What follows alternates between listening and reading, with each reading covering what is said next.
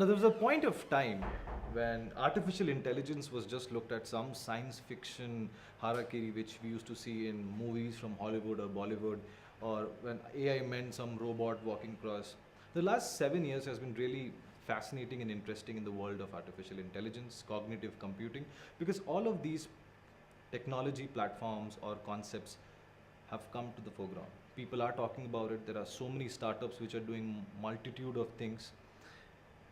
In the same aspect, in the studio today, I've got with me a gentleman who, in the last 3 or 4 years, have done some incredible things with AI, with cognitive computing. In the studio today, I have with me Sridhar Mari, the CEO of Senseforth. Chief, welcome to the show. Thank you. Thank you for having me. Now, before even I go into AI and all of those things that everybody loves to talk about, you were in Infosys before, and the Infi TV, I remember of those days. From Infi TV to an AI chatbot platform, what made you make the jump? Right. I think it's a great question. When I was with Infosys, I did all kinds of things. One of them is Infi TV.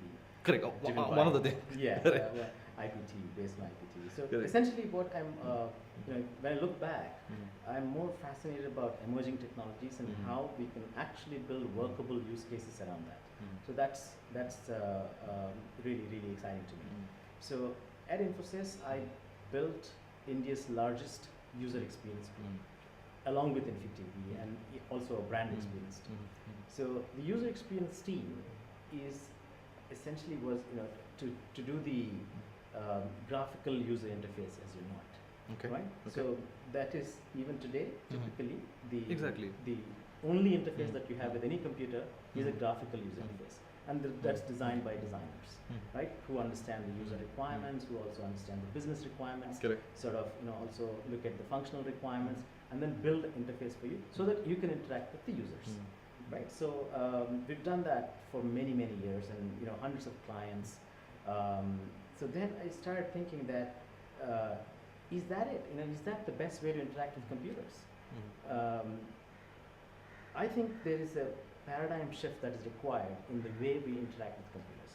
True. Or technology, and that's when I've decided to actually build a company along with my friends, where we would remove the graphical user interface completely and bring in a natural language based conversational interface. So the way we are talking to each other. So is that, that's exactly what we want to make it possible through technology, so that people don't need to deal with these, clunky interfaces. And that's when we built this company. And so since you mentioned those 3 pointers, Chief, when you started off, when you and your other co-founders started off your organization, and now, did you face, I wouldn't call it a challenge, but did you face any difficulty in hiring people with those particular skill sets, particularly in India?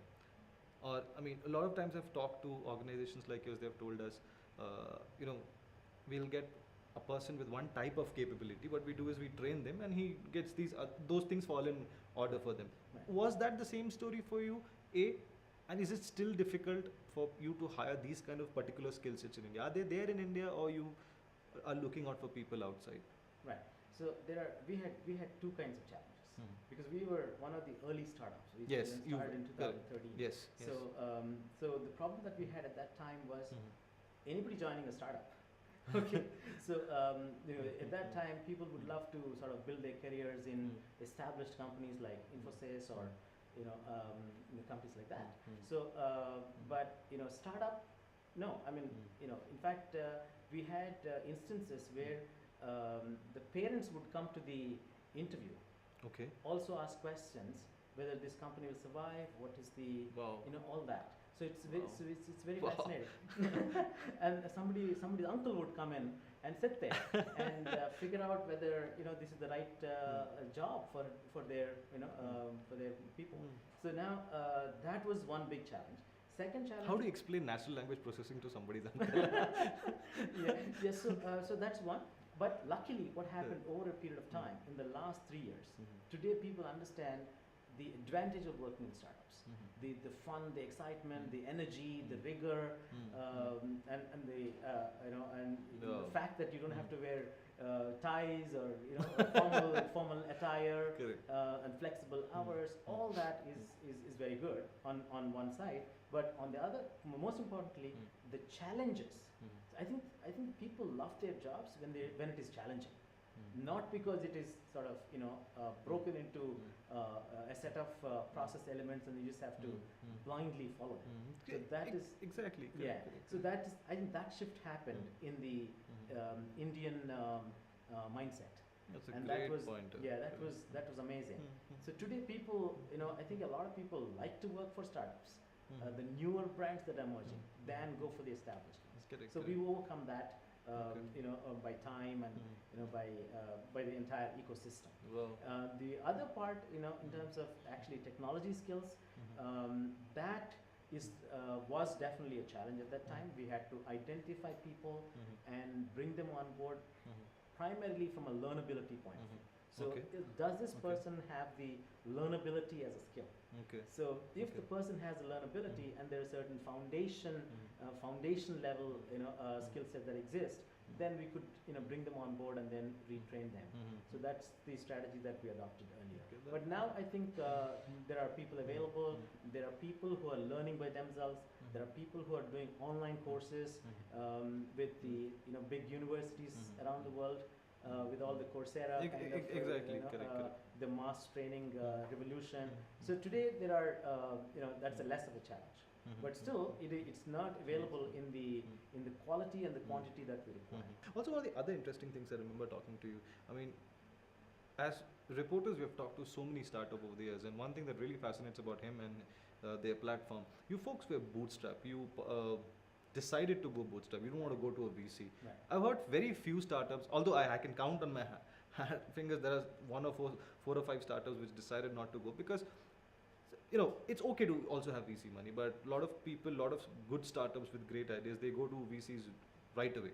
Yeah. I mean, first 2 months, 1.5 months, they'll go to a VC. Yeah. You folks were bootstrapped. What made you take that decision long back? Because you guys were starting at a point when even it was a very niche area that you wanted to Right. start your organization. Right. Why did you take that decision? Was it difficult? B, what is your revenue model that helped you sustain so beautifully in the last 3 or 4 years? Right. I think, of course, we were fortunate to sort of achieve what we've achieved so far. But essentially, when we started, nobody was talking about AI. Nobody was talking about chatbots. They weren't there. Nobody was talking about It's NLP, a fair point. Exactly. ML. Yes. So now, and then we were also not going after a specific business problem. Typically, people go after a business problem and then crack that and then sort of back up with technology. So we decided that we will tackle a fundamentally technical problem, which is understanding natural language input by a user and taking action based on that. That's really very fundamental. If you go and approach any VC for that, they would say, this is, why don't you try and get some business use case attached to it. Yes. So we decided that's not the right approach. So here we are trying to tackle a problem which is very large, global, and trying to change the interaction paradigm of computing itself. Fair. So that's when we decided to bootstrap it ourselves. Wow. And then, we took about 3 years building the technology, entirely proprietary, ground up in this country. We're trying to do a deep tech product out of India, which is also, we were super excited about it. So we decided to bootstrap. And then along the way, we also realized that the entire VC model has inherent problems with it. In fact, they're in it for something. They come in at a particular point of time, early stage, and various other stages. And then there is a certain amount of dilution that you need to do. And eventually, at series A or B or C, you're left with nothing, right? Apart from that, and even the vision of the organization, the technology, the markets, everything is determined by a completely different set of rules of That's the a game. valid- So that's a we great wanted point. to keep the company sane, keep the company. I like the word you use. So you wanted to keep the company safe. and we wanted to keep the company go after the vision that we set out for ourselves. We set out a very grand vision, which is make technology behave like a friend. So that's the vision. Great. I'm going to hold you to that point. Last year, let's look at 2017 as an example. Every month, and I can count on it because I reported it, every month I had at least 3 organizations starting up from India who wanted to do chatbots. And nobody called it chatbots. That's a funny thing. Every the marketing department of all of these new startups, everybody wanted to call it, we are the new age AI chatbot. We are the new age AI chatbot. Overused. Just like cloud computing was overused at a given point of time, and in future AI was overused according to me. Because I don't think we still have, correct me if I'm wrong, I don't think we still have reached a point in time, sir, where we can call it intelligent. It's still artificial, but it'll take time. These are great inroads that we're making. Yeah. So, what do you make of that? Because there are a lot of chatbot startups I knew, they closed down last year. With due respect to them, but what did you do different to still stay alive in the market? Because you started way back before anybody in India thought, oh, let me get into AI chatbot. What is even that? What is NLP? There were folks sitting behind the system. They knew what this was going to be about. But what do you make of this entire situation? Yeah, because even Facebook started wanted to go into chatbots. Right. That failed miserably. Right. So how are you different then? What made you alive? Right. So if you, I can talk on hours on this I would love it. Because see, what's happening is there are several aspects to the whole industry. Chatbots as an industry is just emerging, and it is it's evolutionary. Agreed. And as part of the evolutionary forces, the guys who are fit survive, and fit in terms of technology, fit in terms of market adoption, fit in terms of really going after the right use cases, all that. So there are several smaller chatbot shops have closed down because they were trying to use human BPOs at the back end to deliver what the promise is. That's not the promise of chatbots. Correct. The chatbot promise is to sort of remove the repetitive and mundane tasks of a work, any work environment. I'll give you an example. So we were working with this company, a retail company. They have a large captive call center, customer care center, and there are live agents who are chatting with their customers. The customers would come to the website. There's a live agent chat box opens, and then you can just start chatting. There are people in the call center responding. At any point of time, one call center agent could respond to two or maximum 3 simultaneous customers, right? So it is not scalable. That means if 1,000 people come to your website concurrently asking for something, you need to have 500 people or at least 400 people. So that's not a scalable model. But then when we actually looked at the chat logs, 50% of the time people are asking one question, which is the customers asking. The customers are asking one question, which is, where is my package? I've ordered this online, I haven't got it. Somebody would say differently. I would say, I went to San Francisco, I ordered this piece of item, and then now I'm I've gone somewhere else. I'm coming back. Will it be reached on time? So various kinds of different permutations and combinations of the same question. Where is my order? Okay, so that imagine about 500 people addressing that question. Correct. 50% of their work life. So you're saying one chatbot replaces 500 employees? No, I'm not saying that. I'm saying their repetitive, mundane part of their work can be taken over by the chatbot. Correct. And all the higher order stuff can still be handled by humans. And then all the critical thinking stuff. Somebody says, I placed an order, but I don't want it to be delivered to this address. I want it to be delivered to a different address. But he'll come back and say, look, not even that address. All kinds of complicated questions. That's where the human, effort should be. That's a great point. I mean, inadvertently, I think you mentioned a very important thing. There is this another set of analysts, set of people from universities, professors from universities from across the world who have this view in terms of if AI comes, there will be loss of jobs. That's not the correct view to get forward. I mean, with any new technology, there are no loss of jobs per se. There will be people losing our jobs, but there is an entire set of people who get trained to do the same thing. You need the human intervention behind. So my question to you, another thing is, especially AI startups in India, of my experience of talking to most of them, There's one question that comes out that, or rather a complaint, or rather an issue, challenge that they face. So help me understand if you've also faced that same challenge. Sure. Now, when they reached out to AI startups specifically, when they reached out to customers in India, they heard one line. There was this one line that all the customers told them was, "Why should I trust you with my data? I will rather go to a 100-year-old company." We all know who that 100-year-old company is. I mean, rather trust him because that company has pedigree. That company is renowned all over the world. That company did something with cognitive and AI way before any one of you came up. Why should I trust you with? And some of them have actually lost contracts because of that. They had to go out to other countries like Iran, like Estonia, like Ireland to get projects done. Have you ever faced that issue in India when you reached out to customers, boss? We are an AI, artificial intelligence enabled organization. Trust me with your data. You're a fintech company. I don't know whether you're some part of the state government. Trust me. How do you convince them? Because this whole game is an AI platform is as good as the data provided, Right. and how clean the data is. So Right. how do you take that? I think it's a great question. Again, we have been extremely fortunate. But there used to be an adage that says that if you hire XYZ, you won't lose your job. Right? So, in fact, I would sort of put it in a different way, saying that if you hire XYZ, you wouldn't even get a promotion. So, so the thing is, people were in the earlier decade or so, people were focusing on,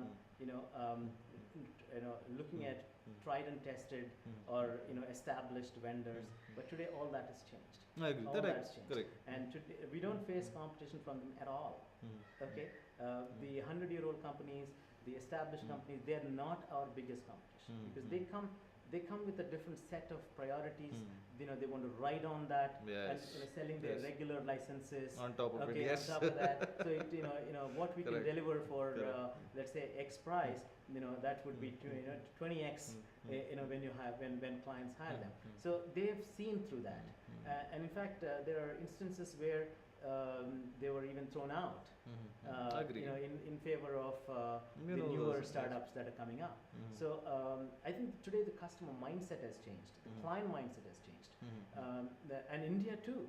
In India, in fact, what's fascinating is Indian companies, Indian enterprises, at least the new age Indian enterprises, not the startups, are far ahead in AI adoption than their US counterparts. Okay, fair enough. That's what we're saying. That means our organizations hungry for growth, hungry for automation, hungry for efficiency, all that, and also they want to create engaging user experiences. All that is making them go and seek out and adapt and then launch their new products. So that's a great story. So let me ask you this. With so much of structured and unstructured data flowing around the world today, which fascinates me, but what is even more interesting is you want platforms like these to be successful, concepts like these to actually make intelligent decisions. One very important thing, how do you remove biases in AI? I mean, I've been testing out an AI chatbot for the last 4 weeks. It's like a virtual friend of mine, but it has its own set of biases. I remember one of these famous enterprise plus consumer companies launching an AI-based Twitter handle, and within half a day, that AI chatbot plus Twitter handle, I mean, it had a pattern. It turned out a pattern, and that pattern did just one thing. It started retweeting things which were against a particular community. That's biases. So, how does your platform take care of biases in the field of artificial intelligence? Great. So we do many things. First of all, data sanitization. That's very critical. That's very critical. Number one, in the sense that when you're looking at large amounts of data and it already comes with these biases, then you need to manually intervene and remove those biases. Number one. And the second thing that we also do is that we don't let our bots learn on their own, like in the example that you've mentioned. So the bot should. Aren't you limiting the intelligence part of the bot? That's what it's supposed to do, right? Learn on its own. Right. So, but then what's happening is it'll come back and tell you what it is trying to learn, and then you can as humans can actually guide it and say you can learn this, you can tick mark it, and say you can learn this, and not this. So that's where our critical thinking comes in. The human critical thinking That's the kind of stuff that we are best at. That's what we're designed for. not for the Nice. mundane repetitive tasks. Mhm. So the bot should come back and tell you, look, these are the things that I'm being taught or I'm learning. Mhm. Now, do you approve of it? So bots are still not intelligent. Well, the intelligence is, is a wide. That's the thing that gets to area. me about Area. AI. I mean, Yeah, it's still not intelligent. I mean, yeah. to be So fair. yeah, it is evolving. So there Mm. are several things. For Mm. example, what is intelligence? Mm. In my view, what does a doctor do? Mm. Right? He would look at data. Mm. He would check you out. You look at data, Lovely. analyze the data, Mhm. and make recommendations based on that data, and guide you through the process of actually remedial course of action. Right? That's intelligence. Mhm. Now that can be done by AI Mhm. even today. Mhm. It's just that based on, let's say, a million interactions of that sort. In certain use cases, Mhm. you can make the bot learn itself. Mhm. For example, retinal defects. Mhm. By looking at a million Mhm. retinal imagery, the Mhm. bot can actually learn, okay, this Mhm. is the defect. Mhm. But then you can't use the same Mhm. thing in the example that you mentioned, where people could actually train it for Mhm. bad stuff. Mhm.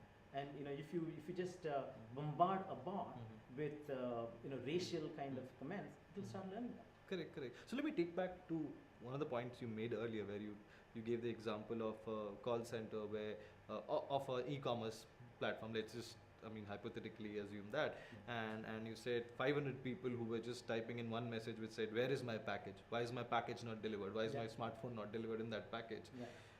So essentially, again, in that scenario also, no bot or no AI platform is actually trying to replace anybody. You're doing harm if you're replacing, even if that's a mundane task.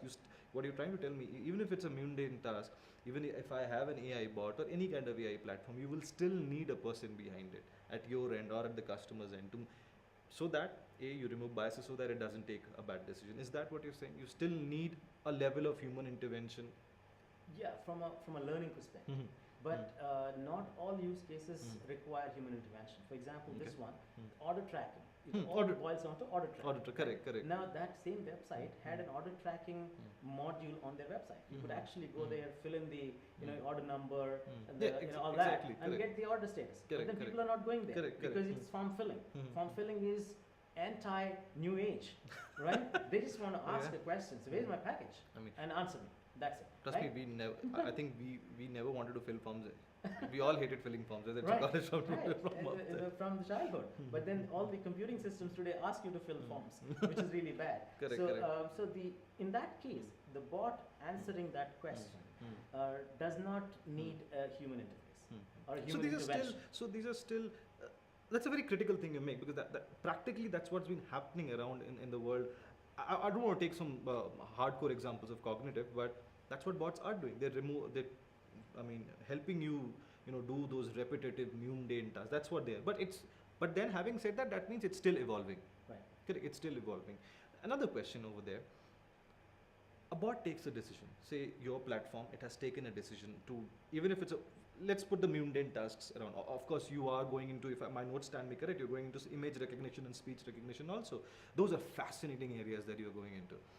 Now, there, the platform that you have built, your folks have built, including you, it's going to take a decision. Now, tell me, uh, don't you feel comfortable when you don't understand how the decision has been made by a particular AI platform? That's what AI does. It's like, I remember a year back, I won't name the company, a year back in the valley, I remember a very famous chip manufacturing company put me in one of their smart cars and said, "Why don't you ride in that smart car?" I said, "Fine, I'll do that." That smart car was AI powered. There was no driver or nothing in between. That smart car, depending on that AI platform, decided to take a left, right, and suddenly it stopped. Then I went back and asked the CEO of that Fortune 500 company, tell me one, they have just one question. Great, you have a smart car which drives on its own. On what basis did it decide to go left or right? And then none of the engineers had an answer.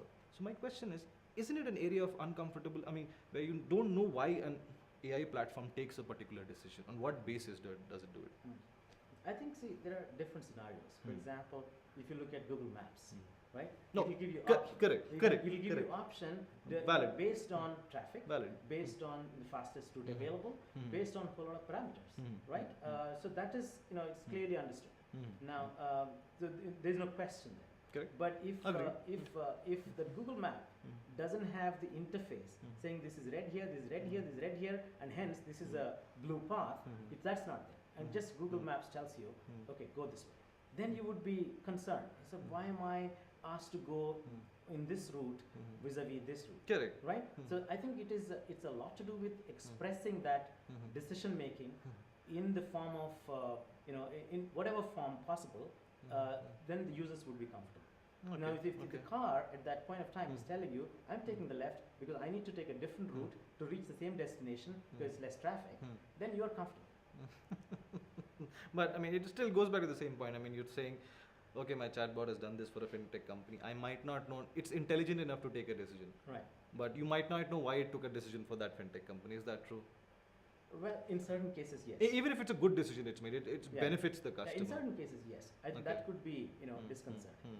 Correct. I mean, that makes sense. Yeah. One of the last things, I also heard about how you folks want to go into image recognition and speech recognition, two fields which, people like Google, Apple has been trying to champion for the last 5 or 7 years.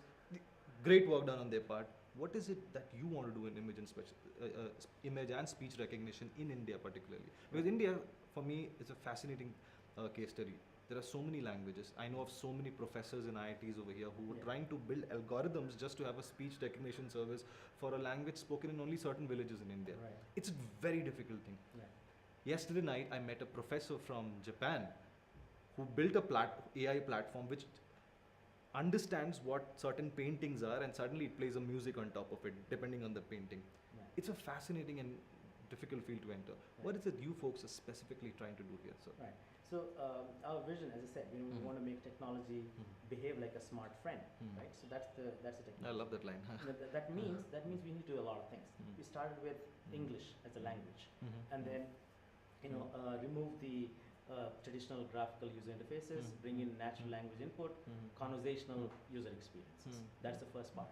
Now we want to, as part of the same vision, we want to mimic human cognitive abilities in image recognition, in voice recognition, language recognition, language translation, all that. So there is a lot of work happening around the world, but I think there is a scope for experimentation and in different contexts. As you mentioned, in India, our languages are different, so nobody's cracked a way to actually communicate within this country with just using one language. So those kind of things are really exciting for us, and we want to look at this whole space, a whole vision of becoming a smart friend to any user from a multiple points. You remind me of this movie called Her, Yeah. which came along. After this conversation reminds me of that movie totally. A Right. couple of last things. Sometimes I'm seeing white papers of certain startups who reach out to VCs. For example, ICOs. If you want to raise an ICO, write a white paper, have those 4 or 5 words, you're done, boss. Do you think AI has become a fashion for corporate strategy, or has it forced corporate leaders like you to reconsider some of your core structures? Well, so in our experience, when we work with with the organizations, though AI has become a buzzword and sort of a hype cycle, but the organizations are really looking at it differently. They're looking at how do I bring in efficiencies. For example, one of the customers that we work with, they add nearly 1 lakh new customers every week. Wow. Okay. Exponential growth. So in this country, those kinds of exponential growth patterns are right here. Now, in that context, their objective is to how do I grow at the same pace without diluting my customer service abilities, without diluting my touch points with all that. For example, if you're growing at 1 lakh customers every week, the kind of touch points that you need in terms of physical presence, the customer care, call centers, all that is really, really huge, right? So they're grappling with real problems. Now, in another customer of ours, they have relationship managers. They work with, you would be shocked, 2,500 customers. Every relationship manager has 2,500 customers. How could you ever possibly have a constructive relationship with so many customers? You can't. Wow. So you need to bring in technology, and that's why they're really, really clear. Mhm. They are, you know, they're not there to just spend money just because there is, you know, AI is in hype or it's the fashion. They are in it to achieve efficiencies, and they want the best bang for their buck, and they really want to, you know, utilize this constructively. Correct, correct. Do you personally use any AI chatbot platform? I use out on my own platform all the time. So Okay. yeah. Okay, lovely. It was a lovely Great talking to you.